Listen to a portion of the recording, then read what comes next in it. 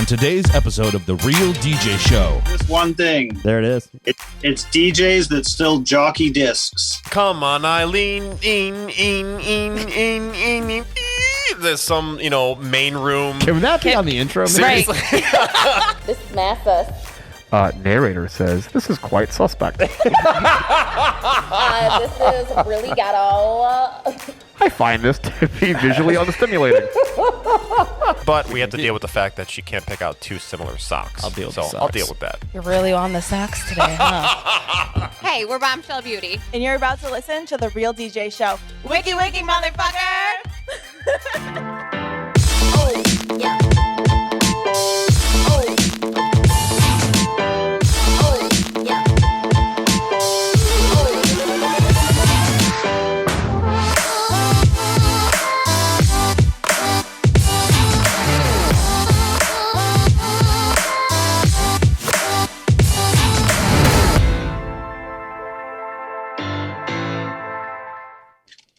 Oh, I'm ready to go, man.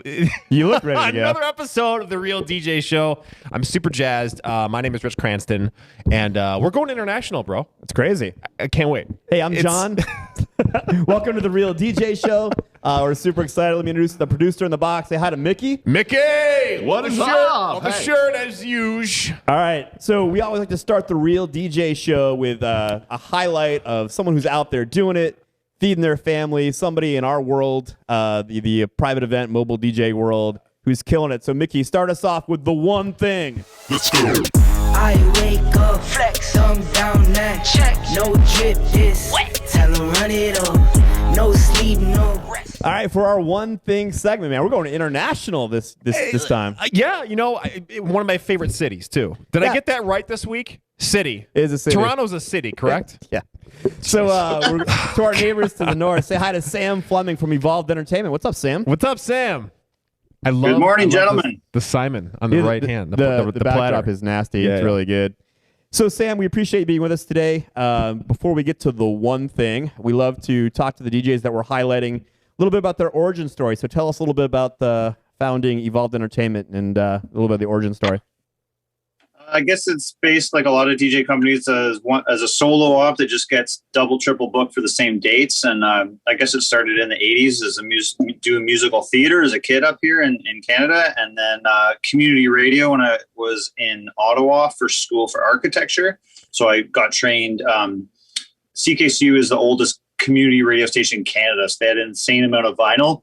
And people like Dan Aykroyd came through that channel. Oh, yeah. Love me some Dan A lot Aykroyd. of comedians, a lot of Canadian comedians were also DJs. So there's a lot of crossover there.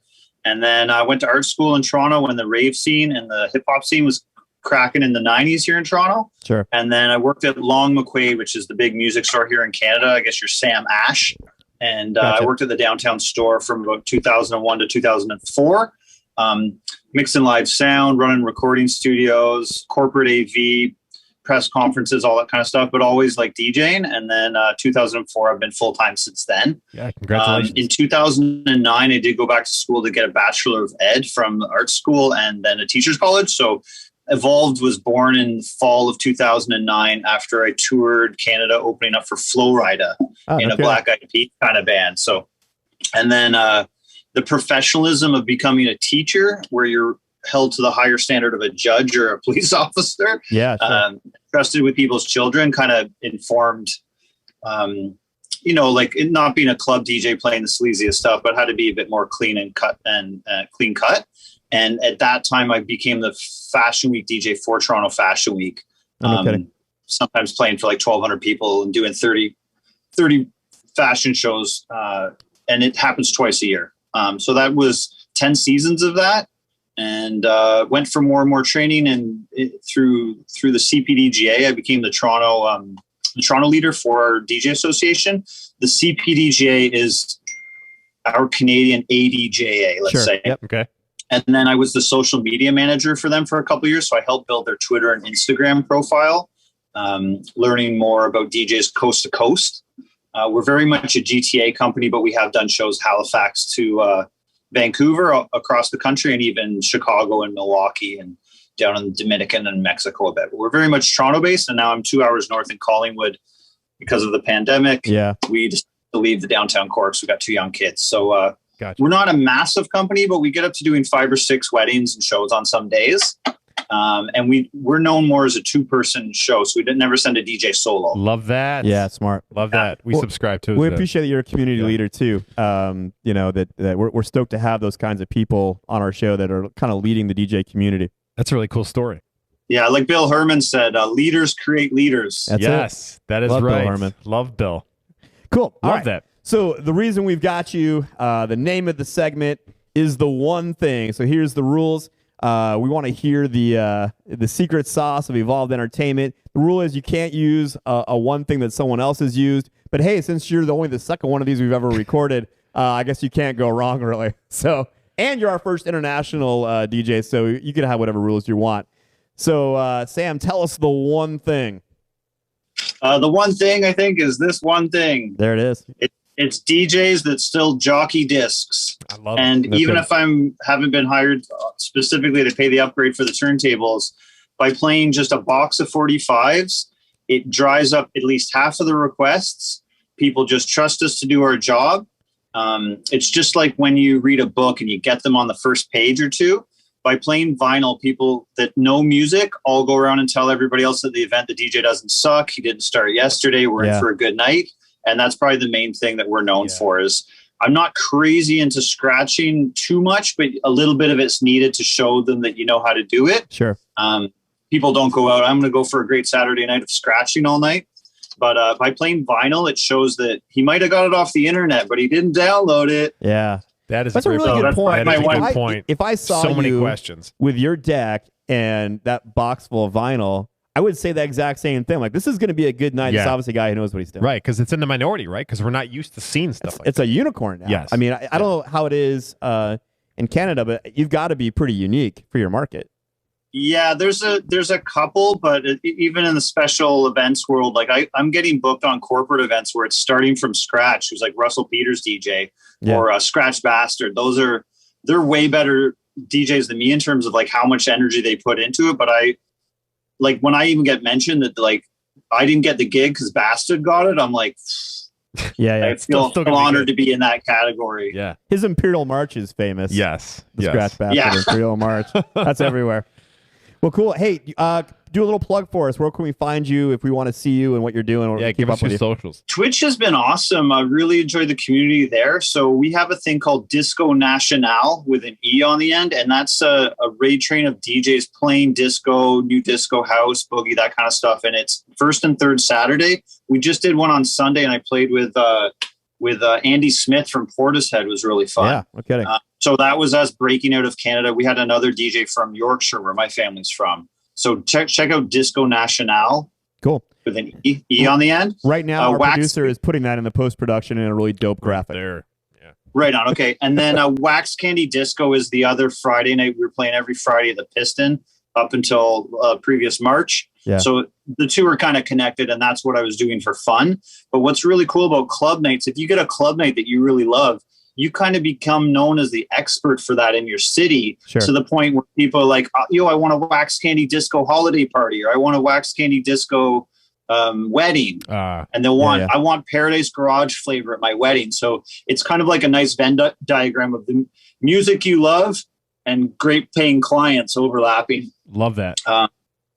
Evolved Entertainment's my company. It's just Evolved Ent, E-N-T on Instagram and Twitter and all that. And same with DJ F Sharp. It's DJ EF SHARP. Also very creative. It's great social. We checked that out before our chat, and it's amazing stuff. And we appreciate you being with us, man. We like connecting for sure. It was nice meeting you, sir. Yeah, I can't remember where I saw you guys. You had a bunch of marketing. Maybe it's through going to Vegas, and I've been searching for peers and mentors and different people, and so the CPDJ was great. They put me on to Mark Farrell, and the Getting What You're Worth tapes really changed everything for me. And I finally got to do a bronze Marbecca that it really did change my life. And then I did Bill Herman's right after that.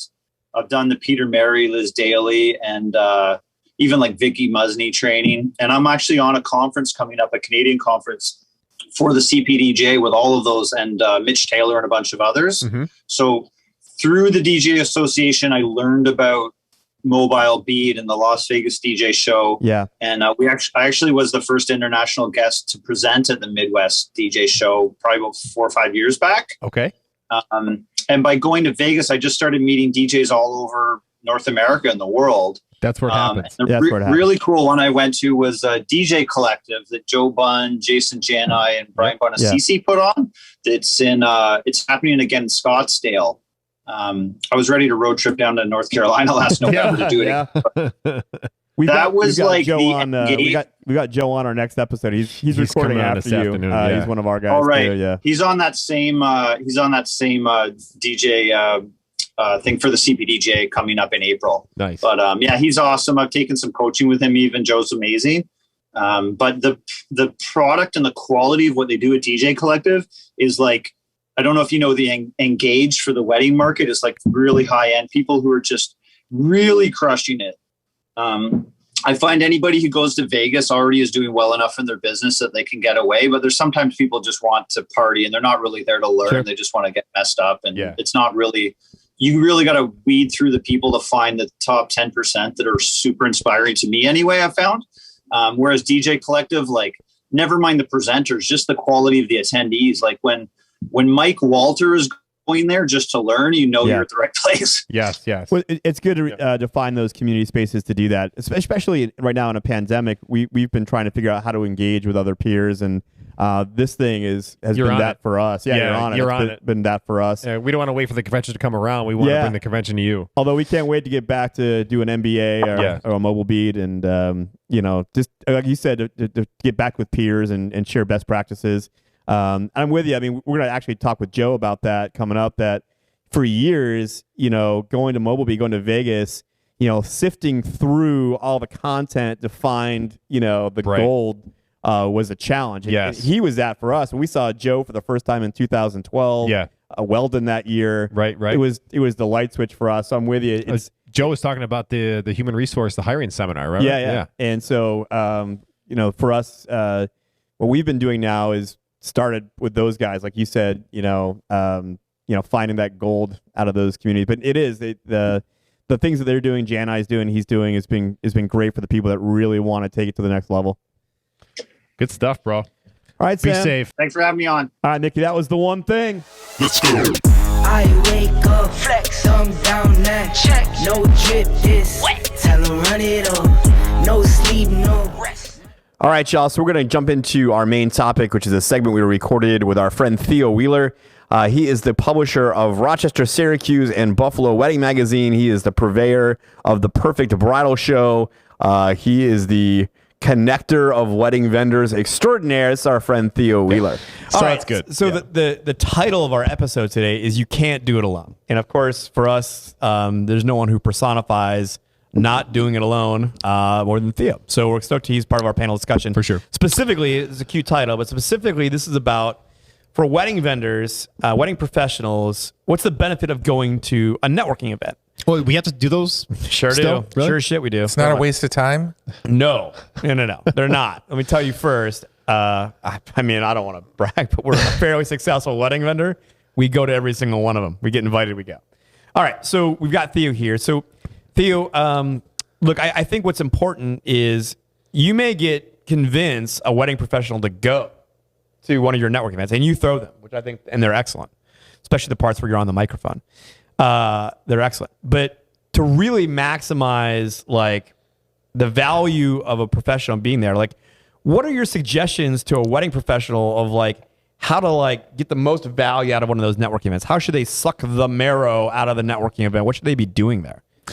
So the most important thing is don't go by yourself.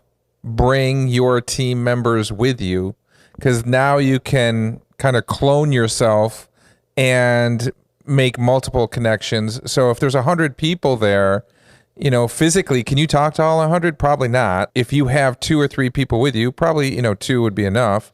You would be able to cover those 100 people. So that's number one. That's super important. Second of all, make sure you have plenty of business cards and literature just to make that initial connection, and find a way, again, with yourself and multiple team members, to make sure you talk to everybody in the room. That's a good point, because when you're bringing an army with you, right? So if you're a business that has multiple different workers, right, that clients can book, right? That's key, because you're bringing these people, and what it does is it introduces them to the rest of the networking groups, right? Because a lot of times, if your business is Rich Cranston Enterprises, they just want to use Rich Cranston, right? So, but if you have your small army with you, now it's okay for them to hire everyone else on your team because they've met you at networking events before, right? I really like John from Rich Cranston Enterprises. Right. That was we're not changing the name of awesome the company. meeting him. No, we're definitely not. And I hate the word enterprise. Absolutely. Right. Well, and number one, you need to maximize it by meeting everybody there. And number two, definitely introducing your team, because people like Kristen and Cassie a lot more than they like me. That's not you true. know, They're great and they're also. way more attractive. Well, and if you do have a single operator business, you should also bring a team with you, so you can spread more literature. Like you said, you can reach more. You can reach more. That's the ears key, and right? stuff. I think when I see you talk about bringing your team with you, look, when you get invited to a network event, it does take a little gumption to get up and go, right? Especially if you're new in the industry, right? If you're a new wedding vendor, getting up to go to a wedding industry networking event thrown by a wedding industry magazine there's can be some anxiety there, right? So number one, bringing team with you makes you more comfortable. Yes. You've got your buddy with you, right? So you're feeling more able to be social. I know if I'm going somewhere with my wife, for example, I'll be more social because I have a safe person with me. I can be more outgoing. Right. But also, like you just said, I think that you can reach more people. Right. So if I'm going to a networking event alone and it's well populated, like the ones thrown by weddings in New York, then you may not hit everybody. But if you bring a team with you, right, you're going to make more contacts. Yeah. And the key to that is not to stick with your team. And it's so unnatural. Yes. Because conquer. We're a family, we're a team. You literally have to push people away from each other to We've fallen into that trap before. make those sure. connections. Right. And it's a great point, because you also have to attend the event, but once you're there, you can't stay in the corner. Absolutely. You have to make your rounds. That's a great point. Could you maybe elaborate the opposite side of that question instead of how to suck the marrow out? What are some things you've seen bad behaviors? Like people, they came, like at least they came to the networking event, but you can tell already they're not going to be successful there. What are some of the habits that you see that people are doing it wrong? All the photographers are sitting at the same table. And I'm like, what a bunch of dum-dums. Yeah. You don't do that. I mean, it's great to collaborate. You can do that anytime. But in a networking event filled with venue managers, venue owners, entertainment, all these other people that you're supposed to be talking to, right? And they don't. And so what we've done is we've forced people to talk with other people by introducing some sort of game or activity. And for years, we never did that. And my team came up with this brilliant idea. Let's do wedding bingo. And it forced everybody to get up and go talk to other people. And it was brilliant. And we've never gone back to not doing that, because you have to give people a reason to get up and move. Yeah. They need to push. You have to. They need to push. You have to. We all do. And if you have a new product or service coming out, why not talk with that promoter and say, hey, is there any chance I can, provide this, show this, have this on display? Yeah. You know what I mean? It's absolutely. Look, I don't think that I'm telling stories out of school here if I say that for you, as the publisher of a wedding magazine and the producer of bridal shows, that you're on some level gauging the success of one of these things if you've made some new contacts for people that potentially would want to advertise or go to a bridal show. I don't think I'm telling any secrets here, right? But other than that, like, move that stuff out of the way. When you're watching one of these networking events transpire, right? You're there and you're watching the people mingle. How do you know if it's working? Like, how do you feel like, okay, this one's working? What is it that you're seeing when you say, okay, that one was a good one? So initially, it's the engagement. So we push people to engage. So we know it's going to be successful right off the bat. And that's, I think, one of the most important things with any kind of event, whether it be a wedding, a bridal show, a networking event, is be prepared to help create a positive outcome. And so by doing some sort of activity, and not the same thing because it'd get boring after a while, but by creating some sort of activity, we know it's going to be successful. And the how successful is afterwards. It's not at that point, because there I tell people, I said, it's not just getting someone's business card. I follow up with them tomorrow, next week, go to their website, go to their Facebook, find out who the hell this person really is and what they're all about. And then when you refer them to a couple, you know exactly who you're referring. And you know that couple is going to be taken care of. And so that's where part of the success happens. And then afterwards, it's when somebody says, hey, I met so-and-so at your networking event. They're freaking awesome. Yeah. Now they're human. I am so excited about working with them. And I hear a lot of that. And that just juices us totally. Well, when you identify yourself and when you make that level of introduction, now you're human. And when you start getting family and little people involved, like kids, I think that right. referral goes a little extra, a long way right now. Because not only are you thinking about, John and Encore, you're thinking about John and Encore, Chrissy, and his two boys, right? A family. Yeah. And that means something. Feed my family. Exactly. And by the way, these networking events you don't have to just be a wedding magazine promoter to hold networking events. No. You're really good at it. But I mean, you can have networking events at your business, or you can rent out a space at a hotel or a restaurant or something like that, and create these. I mean, it just I doesn't encourage have to be done by a promoter. people to have as many as you possibly can, because it's a great platform. Well, look, we appreciate the fact. I mean, I think it's safe for me to say that we learned a lot of that from you, right? The power of making connections, and really, Rich and I, in the last 10 years, we've built a business based around the mantra that we're done chasing clients, and that what we chase is partners, right? We're looking to make connections with other professionals, because that lasts longer and means more than, I don't know, whatever people do. Well, and quite frankly, the clients will fall into place. Right. Right. So we're chasing partners. But talk to me about, okay, so somebody that attends your networking event, tell me why the fallacy of their thinking is, well, I didn't book any weddings from that networking event. Nobody referred me in a couple months since that networking event.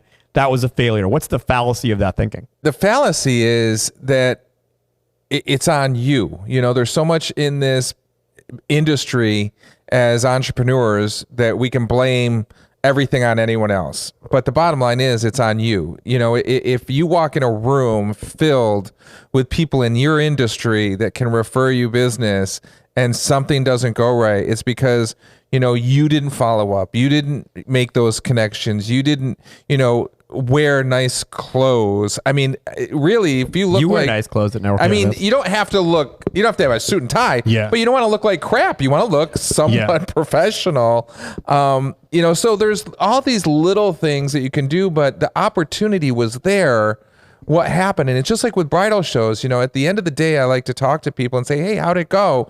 And two people from the same industry can give me two totally different answers, because one worked it and the other sat behind a table and didn't. Yeah. Big question I have is, obviously these live networking events are great, but we may not be able to have them based on whatever state you're in. So how would you recommend networking right now virtually when you can't go person to person? So, Zoom is still a great platform to do that. And so, get a handful of wedding professionals together to do that. And again, prepare, make sure everybody, as many people as know about it, number one. And then two, get them all together, and then the conversations will happen from there, and it creates some sort of activity to get people to talk. Some people just sit there and listen, and that's fine, but we don't want that. We want them to connect. We want them to talk. And some of the Zoom events we've done in the past for couples have been great networking events, because we would bring in 10 to 20 wedding professionals to just chat about their business and how they're helping couples.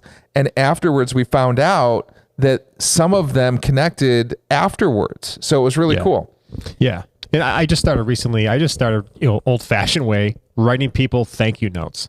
Yeah. A lot of downtime. Well, not too much, but I mean, the downtime that I did have, I'm just writing people thank you notes and, just say, hey, it's been a while. I haven't seen your face in a while. I hope you're doing well. And it's a blank card and I'm everything's handwritten. That's a great idea. Yeah. We all miss that connection. Yeah. We really do. Right. So I think that it's possible that our audience is going to be split a little bit between wedding professionals getting good tips from the master and people that are planning weddings, and that's our intention is that this podcast be beneficial for both. So let me turn the table here a little bit and say, okay, so you're throwing networking events where you're getting wedding professionals together. And obviously, as we know and we've learned, there's benefit for us as a wedding professional to network, right? It's good for our business to do so. Mm-hmm. What's the benefit to someone planning a wedding that you've put wedding vendors together? Like, what tangible benefit does someone planning a wedding get from hiring somebody that's found benefit at your networking event? It's just huge. And I tell couples this all the time. I say, number one, hire a professional, somebody that does this for a living. They're going to make your wedding amazing, wonderful, and seamless. There's always hiccups in some sort of live event, and a wedding is a live event. You never know what's going to happen. But if you get the right people, regardless what happens, it will be as seamless as possible. And, talk about dream teams. Some of these people that have worked weddings and other events together over and over, they know the deal. It's, I got your back. I'm here. I'm there. We know each other. We know how we work. And it's, if you want a dream team for your wedding, these are the kind of professionals to get, the ones that have worked together and know each other. And it's seamless. And that's what couples want for the wedding day. They don't want to have to worry about, where the hell's the photographer and what are they doing? Mm-hmm. And this is not the song that I picked, and why aren't things syncing up? Yeah. And when you have the people in place that have done this over and over, it's like clockwork. Yeah. This is a loaded question because I know the answer, right? And I loved hearing your perspective on it. But as someone who has been coming to your networking events for the better part of a decade or longer, holy smokes. Look, I know the answer. And the answer is because the best weddings that I do, or the best product that I deliver to a client, and I like to think that all the product we deliver is good product, but I know that the best ones ever, my best events ever, are ones that I'm doing with people that I know. And a lot of those relationships started either at your networking events or something like it, right? Where I went, I became social with somebody, we became friendly, we're in contact, we start referring each other because we like each other, we start working together more, and we fall into rhythm. Right before you got here, you dismissed Eric Jackling, and we met at one of your networking events. That's awesome. I had known of him. We knew each other's name. We're like, oh, hey, you're Eric Jackling. Oh, hey, you're John. We became friends. And now we're very social in our family, our friends, and but I know that when I'm working with Eric, I'm giving a client their best event ever. And it's not just because John gets to work with someone cool. No. It's because Eric's awesome. and it brings out the best in both of those vendors because those vendors are very, very good. We know each other's tendencies. Yes. I know his rhythm. I know how it's going to go. And we can expect from each other a certain kind of, predictability and synergy, and how it's going to And we're going to work without working against each other, working with each other. So there's no guesswork. So when you work with somebody for the first time, there's some guesswork involved. There's getting to know you. If you've already worked with somebody, that's gone. Yeah. You're already jamming to the next beat, And it's a whole other level. It is. If you've been social. Right. If you know this person, their story. So to all that, wedding couples should really listen to their vendors on those referrals. I've 100%. Worked with this. I've worked with Eric at Magical Moments Photography. Here's his card. You should really call him. Yeah. Because we work really well together. Yeah. That type of thing. And it'll only benefit them, to great levels. Good stuff. So, hey, that was a really good topic we just did. What did we just do? All right, can we be honest with you guys? Let's pull it in close. Sometimes we don't record these things in order, and we put some of them together with some topics and some things like that. So this episode, It's the Not Gonna Lie to You episode. It's the I have no Yahtzee. idea what we were talking about before this. It's the Yahtzee episode. Yahtzee. It's okay. It's okay. Roll the dice. It's potluck. Well, it was potluck topic, but I'm sure it was freaking awesome. Yeah. We should do a BPM. Let's do a BPM. Mickey, play the BPM. Pick it up, pick it up, pick it up. You see the drippy, I'm fitted up. Hop in my car and the giddy up. Secure the bag, yeah, I get the bag. All right. I don't know. Let's do something different. Let's let Rich go first. Jeez. The way this week is going, we're just going to agree. This is going to be a very boring episode. I don't know. I had some good topics in there. When I went in there, I took all yours out. We're going to agree with each other. Now, settle down. I've got your first question right here. Now, here's this. Now, it's okay to play a remix of a song on a client's must playlist. Agree or disagree? Is that the question? Agree or disagree? It's okay. No, that's a simple question. Agree. I'm going to play a remix of a song on my client's request list. Must playlist. Yeah. Sure. I mean, my remixes are recognizable. I'm not playing like some crazy EDM, you know. I don't. Is this the trick question? Yes. I'm trying to elongate the answer because I have another 28 seconds. I thought we were going to agree on this. I disagree mostly. I think you have to be very careful. I think that something that we may consider to be a subtle remix, if it appears on a client's must-play list, you have to be careful about how important this song is to them and whatever context it's important to them. For example, when I got married, my wife loves the song September by Earth, Wind & Fire. And our DJ, who was amazing, played a very subtle redrum of it, and she was not happy that it was a very subtle redrum of September. And I run into that where, like, I've had clients ask me, hey, could you play that over again but play the real version of it? And something that I thought was a pretty subtle, just a redrum or, whatever. It happened to me actually a few weeks ago. They had Come On Eileen on a must play. And I had this just kind of a fun redrum of it. It's a little faster, a redrum. And the dad came up and asked me, hey, could you play that over again with the real version? So I do think that in most cases it's probably okay, but I think there are probably occasions where you have to be careful. So you're going to play the promo-only radio edit for every must-play song on your request list. I think on the must-play list. I mean, the play if possible list I think is different. No, must-play. You're going to play the radio edit. No, I think you have to be careful. Come On Eileen I don't think doesn't count because you shouldn't play a remix of Come Eileen. It wasn't Piano a remix. Man. It was a Don't Stop Believing. Anything like you shouldn't play a remix. But I mean, like, so you're just answering your own question. If Calle Ocho is on the must playlist, I have a redrum of Calle Ocho into TikTok, right? Something like that. I don't know. I wholeheartedly disagree. Alrighty, I'm gonna mess that Jordan. What do you think? List up with some redrum. You have to have it timed correctly. You can't play a remix fresh out the gate when the new song just comes out. You have to let it breathe and be its own character essentially, and then you can start mixing it with other songs and remixes and mashups and all that stuff. Are we talking the same definitions here? Because when you say remix, that could mean a mashup, that could mean a EDM. Yeah. I mean, it could be anything really. Yeah, I think that's why, like most of these questions that we've come up with, there's shades of gray, right? And the reason why it makes them good for debate is because you can't answer that yes, no. Because I think mostly that you're right, that you're probably safe in a lot of cases to play a subtle redrum or a cool transition of a song on a must playlist, right? That's usually okay.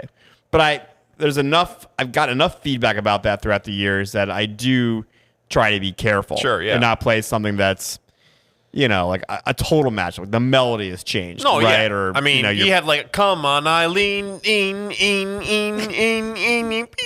There's some, main room. Can that be on the intro? Seriously. Whatever he did. That is totally not going to work. You know what I mean? Yeah, I think you have to be careful. All right, Johnny's going next. I'm ready. Jordan with her mismatched shoes and... My shoes are matching. Hopefully John doesn't get a phone call because his phone's on. All right, here's your second one. A power failure at a backyard-style event. Totally not the DJ's fault, or you should have had that under control. Been there, done that. Yeah. Again, here's that gray area, right? Doesn't make it fun conversation if there's not some gray area. I do think the DJ has some responsibility here. That you have to have done your pre-work. If you're doing a backyard wedding, you have a responsibility to find out what the situation is going to be when you get there, right? And you have to ask some questions. Hey, am I on a generator? Am I on a circuit I'm alone? I need 20 amps. I should have communicated to them what my needs are.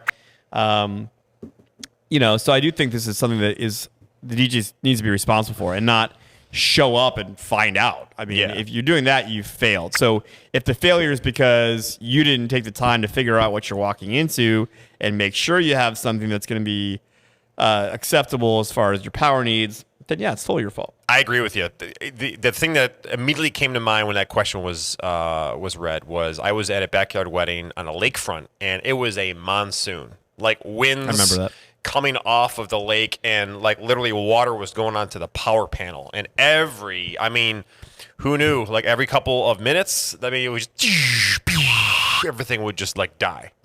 You know what I mean? Sure. And yeah, you have to do a power survey, a site survey, include all of that. But sometimes it's not possible. Yeah, there's definitely things that are environmental factors, or you get some crusty venue owner that's going to be like, "Hey, it's 9 o'clock. Turn the power off." I had a crusty venue owner. It was kind of one of these rustic places. It was a tent in a field, basically, at this old property, and it was a professional venue, but. They have a power panel that I knew really well because I had DJed there a lot. And I knew that nothing else can go on my circuit or we'd have problems. So I would usually like gaff tape over the other outlet on my block because I knew that somebody would try to plug something in, we'd have problems. And I remember a venue owner who, plugged in the middle of my first dance, plugged in a tent heater, one of those big, gigantic with the salamanders there. Yeah, and plugged that into my circuit in the middle of the first dance, and all the power went out. How do you do that? And I told my sister, I know exactly what happened because I heard the heater come on, so go run over there and unplug it and hit the little GFI thing, and did that, and then it happened again in the same dance, and the bride's like, I know this is not your fault, but I'm begging you to try to figure out a way to make this not happen anymore. Gosh. So I had to have my assistant stand there to make sure that the owner didn't try to do it again. In any case, there are certainly things that are not the DJ's fault, but you do have a responsibility to figure that out. Jordan, do you have any stories about power? In your baby? My baby? No, I recently did. The event that I worked, Memorial Day event, was not my fault. He had... You're in a golf club. This was not even like a backyard. This is like one of the highest end golf clubs in Rochester. Yeah. Like he had bounce houses, me, and like spin art stuff, and he also had like the chefs having like a warmer heater thing that was plugged in. Those are great. Power cut out 3 times. Really? Yeah. How does a guy? Okay, I'm gonna stop because he watches this video. Think that guy watches this? No. How does a guy get to be promoted to be the general manager of a really high-end exclusive golf club and not understand that like the inflator of a bounce house shouldn't be plugged into a hot plate, should be plugged into a DJ? I think it's everything is compartmentalized, right? So my responsibility is I've got to make sure this is working, and you don't consider like what's in those responsibilities. That's some. Yeah. All right, here's your last question. All right, availability is the most important ability of your DJ staff. Agree or disagree? Availability is the most important ability? You ever heard that expression? No. Availability is the best ability? Oh, okay. I understand what you're saying. Yeah, I would agree with that. That's a good question. From a management standpoint, the ability to schedule someone with no restrictions, they can do anything. I can put them on a corporate event. I can put her on a prom. I can put her on a wedding. Is so soothing. It's like at a spa. It's very relaxing. It's very calm. There's John's phone. The phone call. There it is. I knew it was going to go off at some point. It's very relaxing to. Now he's going to take the call. So it is very relaxing.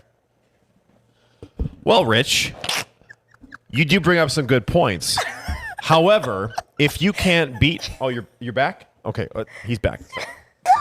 Not gonna add my shit. You know what's so funny is I have been sitting at this table for an hour trying to get recorded, and it's me that's caused a major disruption in the recording. I don't know what he said about ability. Can I answer that question out, or did you already answer? I basically said it's like a spa day. It's very relaxing. It's very soothing. It's very comforting to have someone on staff with an open availability. I totally get that. I would say though, the critical word here is the most important. In what we do, looking at a schedule and a staff, a big staff for us or a big multi-app, I need a mix of availability. I can't. If I had everyone with open availability, like give me everything you got, they're not going to be happy because we're not going to give them everything they want. I can't have a whole staff of give me 1 or 2 a month because then we can't meet the needs of our clients. What we need is that healthy mix. We need that healthy mix of people that want to do something occasionally versus that want to do things full open. And it's the same thing if you're care if it's a DJ business or it's a retailer. If you can't have all of one or all of the other because it would lead to either A, dissatisfaction on the employee's end or dissatisfaction on the client end. So a healthy mix of those things, is what's critical as an employer. But I would say the most important ability is their talent. The talent. Okay, so that's what you're leading, because I'm considering is someone with an open availability, is that more important that they can beat match but they have an open availability, or they have a great MC voice but they have limited availability? I guess I would look at it less specifically about the specific skill set and more about talent in general. That what we do is a very specialized profession. In most cases, and this year's a crazy year, but in most years, we don't generally have a hard time hiring assistants, right? I mean, we can put a posting up on Indeed or Monster or something and get some pretty decent assistants. Finding some of them to turn into DJs or hiring actual DJs themselves is like finding a unicorn on fire on the top of a mountain. I mean, it's so unique. So the talent itself is probably, still a more important consideration because finding those people is so rare. If we can turn a DJ away that's really talented because their availability is limited, probably not. We're going to say, hey, that's great for our mix. We need some that need open availability. We need some that have less. So it's probably talent's the more important consideration.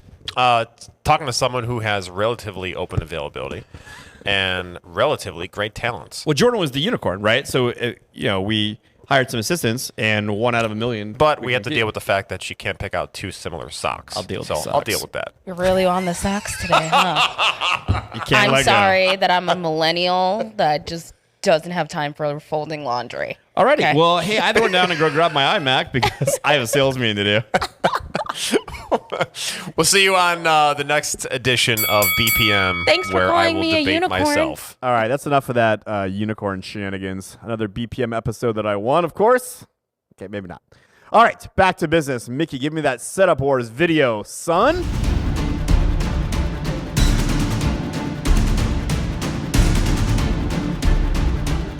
So this is Setup Wars, where we constructively provide feedback to some submitted pictures of some DJ setups. Now, thank you very much for the DJs who have submitted these. You're very brave. We will be kind as possible, but we're going to keep it real.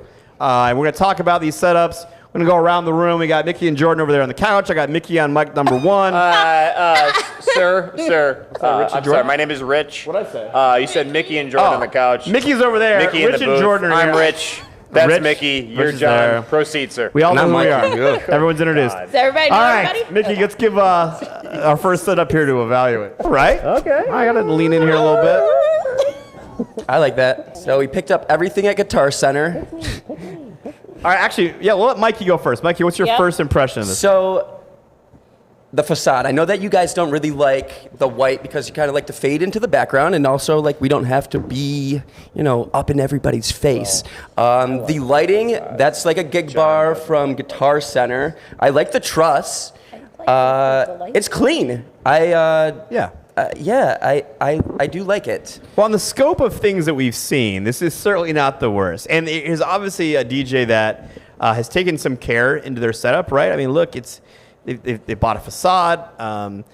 Those legs sticking out, though, are an accident waiting to happen. For me, okay, the two-dimensional fake truss, the American DJ, you get it in a bag, in a combo with your speakers when you buy it from iDJ Now or whatever, right? That two-dimensional truss thing is only a minute step better than like, a tripod with the gig bar on it. It's subtly better, but it's not great. But those goddamn tripods he's using, it's like a Big Bird claws coming out like of the middle of Daddy the dance Longlegs. floor. Someone's gonna die. Yeah. So I would probably take a little more care in the placement of that thing. I can't figure out if those gigantic cubes to the left and right of the facade are those subs. If those are subs, are those like dual 18s? And he has like a 10-inch. He's got like a 10-inch active speaker with like dual 18s or something. That's gonna sound insane, and not in a good way. But it is clean. I don't see any wires. So I mean, in the scope of how bad it could be, it's not as bad as it could be. But there's a lot to. I mean, the thing is, here's someone who's not afraid to spend money. It's like you can't just throw money at something. But they could probably do a few minor things and make it way better. Put the subs in front and put the tripods behind would be a start. Mm-hmm. But there's some things to work on here. But yeah, I mean, it's got a lot to fix. I think everything's good pretty much, other than the safety hazard that you said. I think we just moved the stands behind the subs. You're talking about the facade. I didn't hear that much. We used black. White, I only found it useful for the light bar that we have. You're never doing it again. What? Ever. Oh, I threw them away. Yeah. I think everything else is pretty good. It looks like a nice, decent height. It looks clean, but I think get some linens, cover up your tripods, and push them back, because that's a real safety hazard. I would like some credit that I didn't even give this person shit about the white facade. Because my personal I said it for preference. you. I said you don't like that. Rich, we what do you see a think? lot of these setups. Why does it like I don't know? Eight times out of 10, the venue has a shitty rug. Mm-hmm. Yes. What is that? It's like the It's like 70s. country buffet rug. But look at these windows and stuff, and then you get a poop rug. Well, there's It kinda looks like running a- track right there. Yeah. It looks like a running track lodge. outside. It looks like a It park does look lodge. like a lodge. Like a park lodge, like a really nice one, like a really nice park lodge. For sure. Yeah. I like the white. I'm the yin to John's yang. I love the white. That's about the only thing I like. I like, the speakers and stuff, your tops. Man, that is you're DJing a truck stop if you're having those dual 18. Those are subwoofers, by the way. That's an imbalance, though, don't you think? It Like is gonna- dual I mean, 18s with 10s? Wow. That is It's like a crazy. transformer. Or you know what? Transformation. No. In all seriousness, maybe it's a hearing impaired party. Hey, that could make some sense. Because Accessible. when we do those events, they Sure. are entertaining. They Totally. dance based on the bass. So maybe it's that. We've done a ton of RIT events where they've asked us Oh for my the gosh, biggest we subs gotta we've got. Put Yeah. the Don't even care subwoofers about to the subs. floor. Right. I've had some drag performers. But yeah, that that are gig fast. bar. I mean, gosh, I love it for Chuck E. Cheese, but not for the wedding. That's about. Who's DJing it's at just Chuck E. Cheese? and that trip hazard. Those. light Yeah, that's bars crazy. on top of it. And Yeah, you got the bars, then you got the spinning pukes, and then you got the truss of bullshit. Not for me. I'll score that at 4. Oh, yeah, let's give scores. Optimus Prime. Yeah. What do you got on Jordana's score? 0 to 10, decimal points, okay. 4.1. Okay. You know what's funny is you guys all gave this a better, vocal review than I did. I'm going to give it a way higher score than you guys.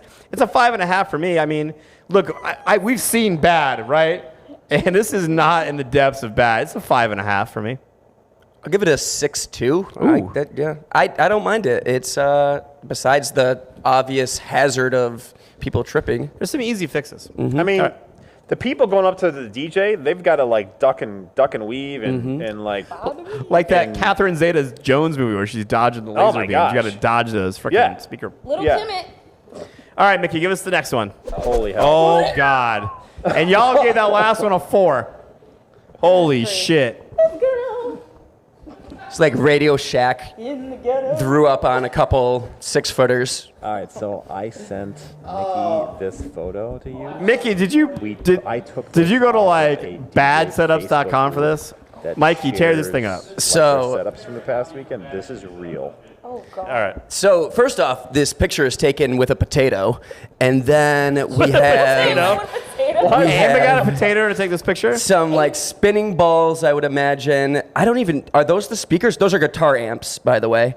They might be, yeah. And what do we got? Like a I don't know what all that I is. can't. Is there a VCR on one of those tables? I think so. I think legitimately that is like a rack-mounted CD player, like the old school. Like I've got a component stereo CD player, or a DVD player that's gonna play CDs. That is totally what that thing is. That is, your cousin said, yeah, I could do sound for your wedding, and then comes in with just like all the stuff that he had stored in his attic from like the 1980s. And you know it's like an event, right? Because there's that centerpiece. Mm-hmm. Yeah, I mean, this is they put somebody's those outside Sure before it's this a event. centerpiece and not a tree just growing in the middle of the venue. This is brutal. This could possibly be the worst one we've ever seen. I think Mickey's like, let me find the worst one we've ever had.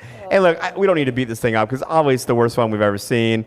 I mean, I think that is a DVD player, a CD player. He's running into some mixer, right? I mean, this looks not unlike when I was 19 and the first DJ event I ever did was at my frat house. I literally had to pull shit out of people's rooms. I built the speakers. I went and like bought wood and the raw speakers from Radio Shack, and I built. This is what it looked like. This is kind of it. This could be our frat house in 19. I'm not going to tell you what year. It's that bad. Obviously, this is terrible, and we're going to move on. It's terrible. Sis, this ghetto. I don't know what we're doing here. The foundation's bad. Like, what is going on? This is really. This is quite suspect. Really bad. We don't have linens on a table to at least mask something. Can I be your white guy translator? You say Yes, it's sus. I'm sorry. I need a white guy No, you say it's sus again. This is mass sus. Narrator says, this is quite suspect. This is really ghetto. I find this to be visually unstimulating. My daughter says to me the other day, she's like, "Oh my God, that's sus." Okay. It's just bad. Yeah. Like it looks like 1995. Easy. Like, hey, I was born then. So I mean, it just looks like a Blockbuster video just broke down or something. We were working then. I don't know what's going on.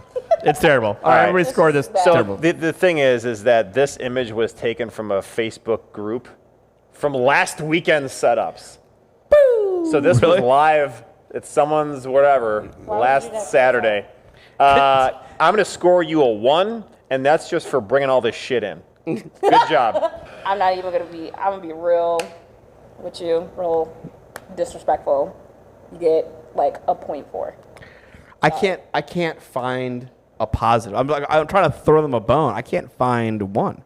There's just no points available for me. Even the picture taken is crooked.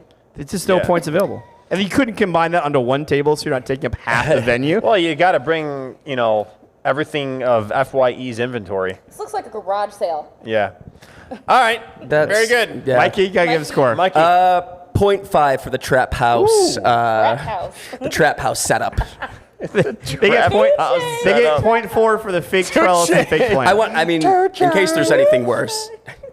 They get 0.4 for the rope light going around the top. Because that's not even LED. That's the most clean line in that That's like place. that, plasticky rope light. And it's not even even. God damn. You know what this is? Is this the Country Party House's basement? Remember we used to DJ in there? Oh, yeah. That might be it. Because look how high that window is. This is somebody's basement. Well, it's okay. We can go on for hours. Anyway, whatever. Yeah. It's hot so garbage. if you're watching and you're a client, and Good one, Mick. Many are. It's a hot mess, boo. We don't come with that. White guy translator. It's a hot mess, boo. What we're thinking is this is not a very good setup. All right, Mike, you go first. That's a nice setup. I like lights behind the pyramids and stuff. I don't like how you can see exactly where the lights are. I think that you could put LED around the facade if you're going for a light up structure. I like the TVs. This overall, I mean, it's good for me. The TPs, I know we don't do so much of that anymore, just because you can see the wires through it, especially if you're shining lights through it. That's not clean. But I like the podiums and I like the facade. It's a great setup. I like it a lot. You guys think I'm going to crush this. You think I'm going to crush it. I'm not going to crush it. At first, I think there needs to be some context, right? If this is like a Sweet 16 party, this is a bat mitzvah, It's fantastic. I mean, but look, in a vacuum, I think subtle changes, from me, personal opinion, it could be way better. I just think that the white stretch fabric with an LED behind it is going to be looked upon at some point as dating it to a certain time that I think that we're past. So it's like, any one of those things that there's a trend, and at some point it passes you, and when you see it, to me, it just brings me to that place that I think it's past. I will also, just for the sake of everyone listening, DJs love this. I would think that if DJs broke out of their comfort zone a little bit and asked clients and venue managers and stakeholders, the people who refer you, if they like this, you'll probably hear some surprising things that may challenge your opinion of it. However, this is a fantastic setup. That all being said, it's clean. They have great equipment. They've taken great effort to make their setup look attractive. Wire managed. It is a fantastic setup. This is obviously, when I see this is going to be a good DJ. There's just, for me, personal tweaks that I think could make it feel less dated to me. So let's set the scenes. 2010, Nicki Minaj is about to drop Pink Friday. Correct. This is the Pink Friday release party. I'm here for it. Sure. No. Like you said, if it's for a birthday party, that's fine, but not for a wedding. But it still looks clean. I don't like the shining through the tripods of the speakers, because you can see the speaker stands stuff, but I need glasses. I feel like you need to be on LSD or acid.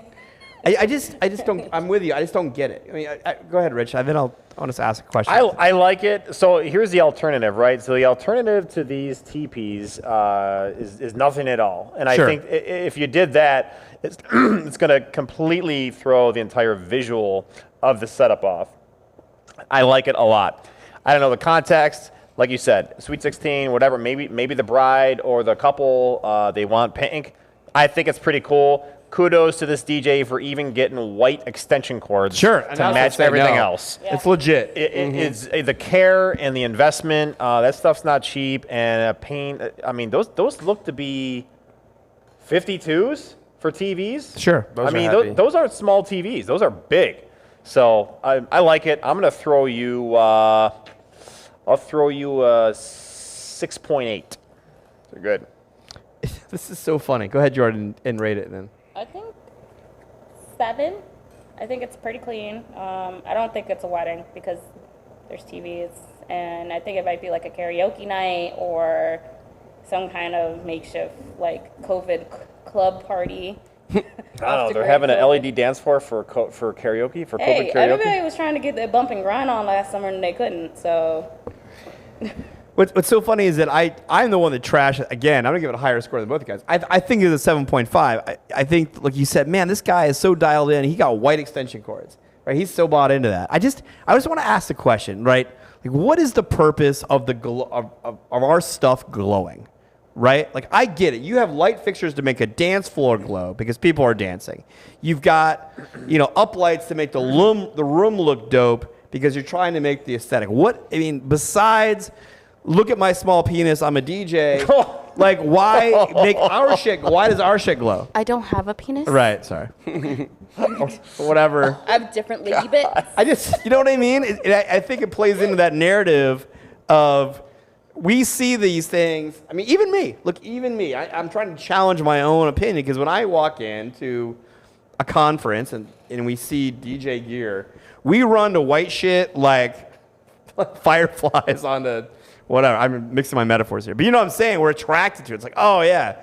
Because I think somewhere inherently we want to feel as a centerpiece of the event, right? We want to feel like we're Avicii or living that dream of that matters. I don't know how it adds value to the event. And frankly, most of the time when I'm speaking to high-end clients who spend a lot of money or venue managers of the places that I want to work because they're high-end clients, they hate that. And so I got to challenge my thought on it. But I agree it's great. This guy spent a lot of time and effort. So 7.5. That's a long way of saying it's really good. 7.5. So to answer your question for me is take that dance sign right up there, right? Why did we light that? because if black on black, it would look cool, but it just enhances it. So I think having that stuff illuminated just enhances the overall. But what are we enhancing? This is atmosphere. enhancing the room. Like, this is enhancing the decor of the room. Sure. That's enhancing, please look at me more. I mean, I love uplighting. Like, I think you take out that room, which is look white walls and pretty plain, you uplight it, it's going to look nasty. Well, but, like, why do I need the thing that DJ holds my speaker to glow? Right? Or, like, why is the thing I need to hold the TV to glow? If the DJ really wants to enhance them, they would put spotlights on themselves. Well, I think it's the same thing. I think it's the same thing. Yeah. No, I don't think so. I think if you highlight, the equipment that you have, it just enhances the overall experience of the event. I think we care about gear. I think no one else really cares about the gear. I think people want the effects of the gear. They want good sound. They want lighting on the dance floor to enhance the dance floor. They want, these TVs are showing imagery they want. But, like, why does, like, I can't get my mind past, why does the gear need to glow? The room can glow. The dance floor can glow. I even like the LED dance floor. It's cool. It's like, it attracts people to dance. Can I ask a but question? the glowing gear, like, it's like... He's got some moving headlights on top of the TVs, too, I just noticed. So that party's about to go off. Yeah, that's man, a it's great 7-2 for me. My question to you is: 7-2. Is it too much that the speaker stands are lit? Well, Is the right. I mean, that's TV the first fine thing. I mean, and the facade fine, or is it all just too much? look, if you take this exact same setup and you blacked it out, you use black stretch fabric, so diminishing, so the room stands out. So the dance, we have this LED dance floor, that's dope, and the room could be hot with uplighting. I want my equipment to disappear. Like, that's not adding anything to the event. In my opinion, I just think that, like, no one gives a shit about the thing that's hiding my cords or the thing that's that suspends my speaker in the air. It looks like a carnival. I don't think the speakers should be lit, but the TV is kind of a nice vibe. I like the TVs. And the facade is like, I'm half on it. Like, I had the facade the other weekend with white onyx at a light bar. That was fine. It showed enough. It dimmed it enough, and it made it spread the light. I get it. It diffused it. Sure. So, because I didn't have like I other understand. lighting fixtures. It was a challenging setup, and you did the best. Yeah. So, I mean, I think if you X out the speaker stands, the lighting on that is not necessary. Everything else, it's far, but it's okay enough for me, I feel like. We're splitting hairs. I just like to challenge what we accept as, accepted that this is what a client wants. Yeah. And it very well could be. I mean, I'm talking to my ass. This could be, a client, hey, can you have a way to make your gear glow pink? And I'm dissing this, and the DJ's like, fuck you, dude. Like, my client told me that they wanted my gear to glow. But I'm saying, in general, by default, I know, because I become friends with these venue managers, your answer they clown is that shit. Don't illuminate anything. No. Your dance floor. Oh, my gear? Yeah, we don't. No one gives a shit about your gear. It's the same philosophy. But in this room, your answer is don't turn everything off. No, I mean, uplight. I love the dance floor. I mean, that accentuates the room. But any of your gear? No gear. Nothing. So the only thing you're going to turn on is just the dance floor. In this picture? Yeah. I would have uplights. I mean, I would take some of these. They have like 1, 2, 3, 4, 5, 6, 7, 8, like 10 uplight fixtures. Those should be around the room more than on gear. Sure. I like that on the walls. But you're this DJ. You have a lit up illuminated dance floor, or you have lights to turn on your gear. You're going to turn off the gear and keep the dance floor lit. Yeah, the dance floor is there's adding value to the room aesthetic. All right. Your gear glowing is adding aesthetic to you. I feel like it's a little bright. I think it adds to the overall atmosphere of the event. But that's why we all different, Johnny. Right. It's okay. Mikey, did you rate? Yeah, he did. He said 7-2. That's a 7-2. All right. I have to check y'all. All right, that's it for us. Another episode of The Real DJ Show is in the books. We want you along every time, so make sure you like this video, subscribe to our channel, and ring the little bell so you get notifications of all of our new content. We know you're DJs and have a lot to say, so jump in the comment section to join the debate. If you have content suggestions or you want your DJ company featured on The One Thing, email us at TheRealDJShow@rochesterdj.com.